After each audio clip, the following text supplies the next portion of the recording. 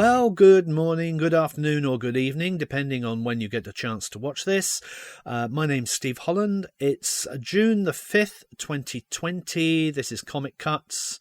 I think this is our 10th video under lockdown. This is going to be a slightly shorter video than what we've done over the last couple of weeks. There's no interview. The reason for that is that I've been working on a reprint comic strip for the last couple of months.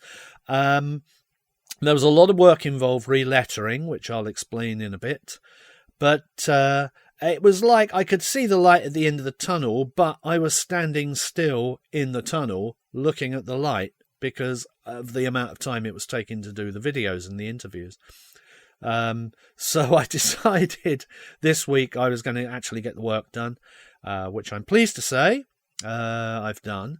The relettering is now completed. There's a couple of little bits and a couple of little extras I want to put in. So I need to do a tiny bit of relettering there. It's a feature that featured the same character, so I'd like to include those in the books. The introductory material I still need to write. I've been doing some research. There's multiple artists. There's about 9 different artists worked on this strip. And I'm trying to do a little bit of research into each one. There's a few Spanish artists whose work I've not really looked at in the past, so I'm having lots of fun with Google Translate, translating Spanish websites and information about these artists, but I'm gradually getting a handle on their work. It should be enough to write a few short biographical sketches, and I'm rather looking forward to writing those up. I seem to have spent quite a lot of time not writing the last couple of weeks, and it's always fun to look at something new, something that I've not looked at previously. So I'm looking forward to that. We still have a little way to go. Writing the introductory material is just one part, as designing the books. I would then need to get proof copies and everything like that. So we're still a few weeks away from publication. But what I'd like to do now is show you the first cover. This is the first of the 2 volumes. The cover design is by Martin Baines. Martin, you may know from his work on Spaceship Away. He's also done a wide range of professional work, from drawing an issue of Commando up to colouring Garth for the Daily Mirror.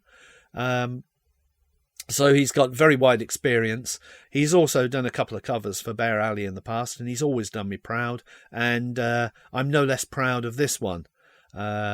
We have a second cover, which I'll show off next week. I'd like to publicly thank Martin here and just say he's done a really good job. And thank you. Anyway, that's our first cover.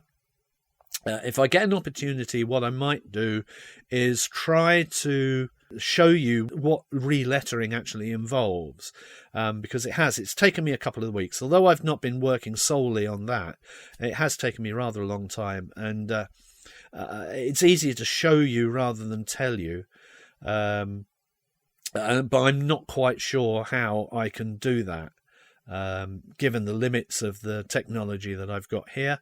What I might have to do is ask Mel to come in and do a bit of filming over my shoulder so that you can actually see what's going on.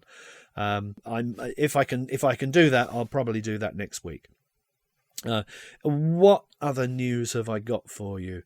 On Friday we had a dog for a few hours. It's a happy ending story, so I think I'm going to tell you about that. We were out for a walk on Friday afternoon, and this dog comes running across the road and starts running through people's gardens. So we weren't sure what to do. We were looking out and trying to see if there was somebody running down the road to find this dog. And clearly he had strayed from somewhere. So Mel ran over the road to grab him. He was very friendly, wagging his tail, and just seemed happy to be petted and held, because we didn't want him running back across the road. Although there's very little traffic these days, you just never know. So anyway, we've got this dog now, and I walked up the road trying to find out where he might have come from. We knocked on a couple of doors, There was a door that was open, so we knocked on that one and asked if the owner had lost a dog, and he said no. He didn't recognise it. We saw a couple of other people up the road. They didn't recognise the dog as being local. So we ended up picking the dog up and walking him home, because just to look out what to do with a stray dog. Anyway, by now it was about 6 o'clock. We phoned the council, and their emergency service was a telephone message, and the telephone message passed us on to a vet. So we phoned the vet. That was an emergency message, but there was an emergency phone number to call, so we phoned that. They passed us on to another vet who had more local practice. Unfortunately, the more local practice was actually closed because they can't social distance in that practice. But they have two practices, and one is about a 10-minute drive away. Now, we don't have a car, so it's rather more than a 10-minute drive. It's a bus ride away. So the end result of all the phone calls was that we arranged with the vet to visit the following day when it was open. And two things. One was that we could see whether the dog was microchipped. And secondly, the attending nurse that day was actually from the more local veterinary practice. So we were hoping that she would actually recognise the dog. So it looks like we've got the dog for the night. Mel goes over to the local co-op and buys some food. I'm meanwhile left holding a soggy dog because we'd let him out the back and his first move was to jump in the pond. So we're trying to dry him off with a towel. It's not really working. This dog's incredibly friendly. He's loving it. He's having the time of his life, it looks like. So anyway, we've ordered some food from our local Indian. So we were due to go down and collect that. We'd arranged with a friend to get a lift down to the vets in the morning. And in the meantime, she had phoned back and said, I've got a friend who's got a spare lead. I can drop it round if you want. So we got that organised. So we've got this dog. We've got a lead. We walk him down. We collect our food. We've got his food. So we thought, well, we'll feed him while we're sorting our food out. And that means that he'll have something to concentrate on. So he wolfs his down and then he's watching us eat, which you kind of expect from a dog. We get another phone call. It's our friend again. She says, I've just been talking to a local dog groomer and she's got a scanner. So she can scan to see if the dog is chipped. It might save us a trip down to the vets in the morning. So after dinner, we take the dog round to the dog groomers and she scans the dog. And yes, he has got a chip. So we've now got the chip number. So we phone up the vets that we had originally phoned because they are part of this dog registration scheme. Now, they can't give us the name of the owner because that would be a breach of the Data Protection Act. So we have to arrange for the dog to get down there. As I say, we don't have a car. So a 10-minute drive could become half an hour of hassle for us.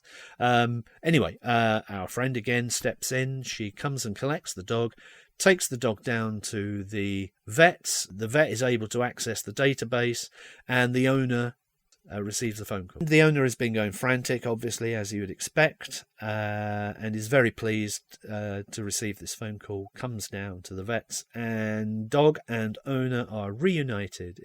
It's about 10 o'clock at night by now.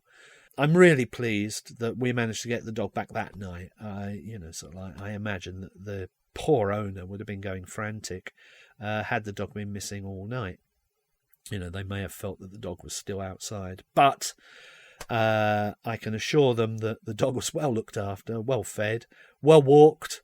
And I'm not sure where the video has gone in on this little piece, but as you can see, the dog was quite happy to be looked after by us.